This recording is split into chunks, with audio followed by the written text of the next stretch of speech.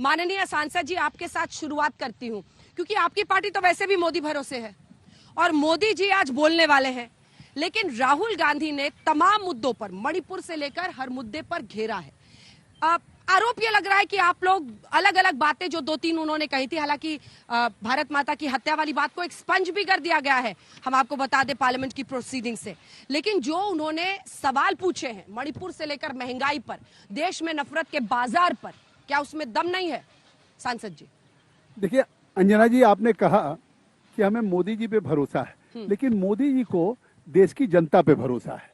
और आपने साफ देखा कि इस अविश्वास प्रस्ताव पे किसकी स्पीच का इंतजार था कि पहले दिन राहुल गांधी बोलेंगे, नहीं बोले। फिर लगा नहीं, आज राजस्थान जाएंगे, शायद अब आखिरी दिन प्रधानमंत्री जी के पहले बोलेंगे और कल बोले। तो जिसके नेतृत्व में कांग्रेस पार्टी लड़ना चाहती है या जो गठबंधन बना रही है, किसी अविश्वास प्रस्ताव पे किसी भी जो अपने को देश में ये लोग प्रोजेक्ट कर रहे हैं कि कांग्रेस उनके नेतृत्व में लड़ेगी, प्रधानमंत्री का भी ख्वाब देख रहे हैं, वो चाहे मुंगेरी लाल के हसीन सपने जैसा हो, लेकिन कौन सा विषय उठाया? किसान का उठाया, नौजवान का उठाया, मजदूर का उठाया, महिला का उठाया, या महंगाई का उठाया, बेरोजगारी का उठाया? कौन सा मतलब? अपनी कहानी सुनाते रहे। वो कहानी जहां से यात्रा किया वहां से शुरू हुई, फिर घुटने में दर्द हुआ, फिर कहाँ पहुंच गए, वो उस कहानी में वो भी सुना देते कि जब मैं महाराष्ट्र में पहुंचा तो वीर सावरकर की बुराई किया मैंने, जब वो यात्रा शुरू किया तो एक पादरी मिल गए जो हिंदू धर्म के विरोध में, उनके ऊपर मुकदमा तक कायम हो गया है। तो अगर देश में आज इस तरह का नेतृत्व है कि जो अविश्वास प्रस्ताव ला रहा है। सांसद जी, आपको घुटनों का दर्द तो याद रह गया, लेकिन उन्होंने मणिपुर में जाकर जो महिलाओं से बातचीत की है, क्योंकि वो वहां गए थे ना, तो कहते हैं कि हमेशा अगर आप ग्राउंड जीरो पर जाएं तो आपको एज रहता है, क्योंकि आप लोगों से बात करते हैं, आप बहुत कुछ देखते हैं। और इस वजह से उन्होंने मणिपुर का जो मुद्दा उठाया, वहां की महिलाओं का, और बताया कि कैसे एक माँ थी जिसने अपने बेटे की लाश के साथ रात बिताई, वो सब, आप उस पर क्या जवाब है? उस पर जवाब ये है कि वो तो पहली बार जीवन में एक यात्रा में निकले। भारतीय जनता पार्टी लगातार प्रवास करती है, केवल प्रधानमंत्री नहीं करते, 50 बार मणिपुर और नॉर्थ ईस्ट के दौरे पे गए। जरा बता दें कि कांग्रेस यूपीए के प्रधानमंत्री कितनी बार गए, और हर महीने केंद्र के मंत्री को जाना है नॉर्थ ईस्ट के, केवल डिस्ट्रिक्ट हेडक्वार्टर में नहीं जाना है, किसी गांव में प्रवास करना है। आज 9 से 15 हमारा हाउस चल रहा है, जैसे हम जाएंगे हर गांव में मेरा माटी मेरा देश होगा, हर गांव से उस मिट्टी का संकल्प लेंगे। जो भी शहीद हुए, चाहे पैरामिलिट्री फोर्सेज के हों, चाहे आर्मी के हों, चाहे मार्टियर्स हों, चाहे फ्रीडम फाइटर्स हों, उस पर पंच प्रण लेंगे देश की एकता और अखंडता के लिए। वहां की माटी को चंदन समझ करके क्लच में लेकर के हम उस गांव से न्याय पंचायत पे, विकास खंड पे, विकास खंड से जिले स्तर पे, जिले स्तर से राज्य पे, देश पे। तो हम तो आज देश के गांव की एक एक चुटकी माटी हम आने वाले दिनों में यहाँ लाएंगे। किसके लिए? देश के शहीदों के लिए। और पहली बार आपने नहीं देखा, अगर मणिपुर की बात उन्होंने उठाई, तो मणिपुर की बात में पहला शायद गृह मंत्री होंगे जिन्होंने नहीं छिपाया।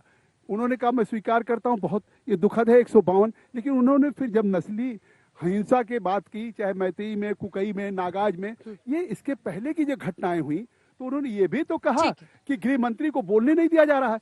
और जब 375 लोग मरे, तो यहाँ पे गृह मंत्री नहीं जवाब दिया, गृह राज्य मंत्री राजेश पायलट ने जवाब दिया। तो इस तरीके कभी कभी चर्चा तक नहीं हुई। पिछली बार ठीक है 93 को भी कोर्ट किया गया है इसी देश की संसद में, एमओएस राजेश पायलट ने तब जवाब दिया था, ये भी गृह मंत्री ने बताया। क्या राहुल गांधी की आत्मकथा हावी हो गई अपनी यात्रा, भारत जोड़ो यात्रा पर? वो इस तरह से अभी भी उनकी धुरी टिकी हुई है कि वो उसी को प्रमोट करने में लगे रहते हैं। मणिपुर को उन्होंने उठाया, वाकई उठाया, लेकिन फिर ये कहते हैं कि मणिपुर पर आपने क्या किया? मर गया, भारत माता मर गई। मैं एक बात कह दूं, कितना दुखद है।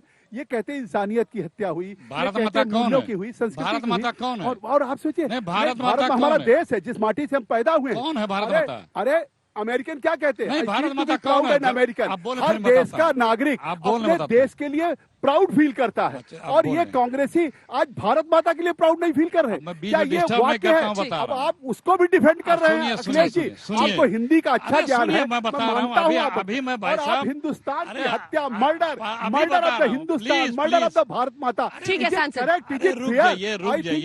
इस तरह से कितना, अरे ये अगर हम भी आपको डिस्टर्ब कर सकते हैं, हम आपका सम्मान कर रहे हैं, मेरे बड़े भाई की तरफ से हैं, तो मैं आपका सम्मान कर रहा हूँ, डिस्टर्ब नहीं कर सकता हूँ। चलिए ठीक है, भारत माता क्या है? अगर आप शास्त्र पढ़े हो, नेहरू जी की भारत माता कौन है वो पढ़े हो, तो आप जानते होंगे यहाँ का हर जीव, हर प्राणी, हर इंसान, हर मिट्टी, हर धरती भारत माता है। अरे रुके प्लीज, बीच में नहीं। नेहरू जी ने भी इस पे अपना व्याख्यान दिया है जब नारा लगा था भारत माता की जय, भारत माता जिंदाबाद। कुछ साहित्यिक या हमारे ग्रंथों से या नेहरू जी के या ऋषि महर्षियों ने भारत माता की जो व्याख्या की है, एक एक प्राणी मिलकर के, सब मिलके भारत माता है। और अगर किसी के साथ भी इस तरह से जघन्य कृत्य होता है तो भारत माता और भारत माता के सपूत के साथ होता है। यही तो कहा उन्होंने। आप लोगों को भारत माता से प्यार तो है नहीं, सिर्फ सत्ता से प्यार है। सत्ता के लिए भारत माता को बेचेंगे, सत्ता के लिए अंग्रेजों के साथ यारी करेंगे। इसी भारत माता की जय बोली जाती थी। वंदे मातरम कांग्रेस के पार्टी में बोला था। इस लाइन को एक्सपंज करना पड़ा। क्या कहा, राहुल जी की तो बात म्यूट करोगे, कैमरे से हटाओगे, कल पूरे दिन।